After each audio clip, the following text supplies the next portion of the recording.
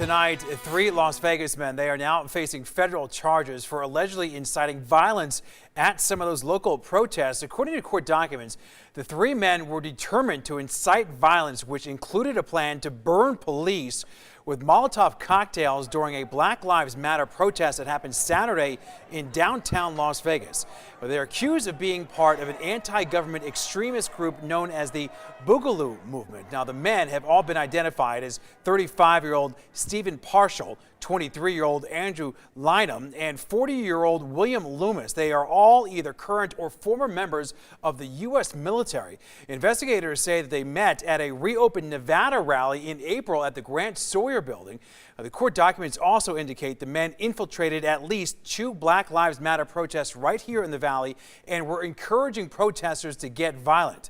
Federal authorities say along with the Molotov cocktails, they also seized an AR-15 rifle, a shotgun, as well as ammunition. Well, the Boogaloo movement is on the radar of the Anti-Defamation League of Nevada, and tonight we got more information on the ideology behind this movement.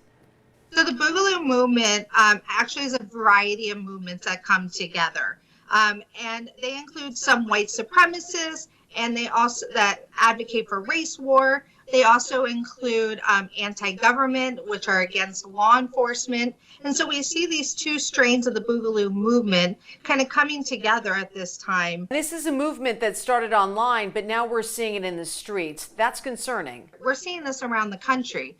We're seeing this particular group around the country really playing off of the where our country is right now, and taking this moment to own it, to play to the division that we're seeing. These men were arrested because somebody saw something that didn't make sense. And so again, that is what's so important.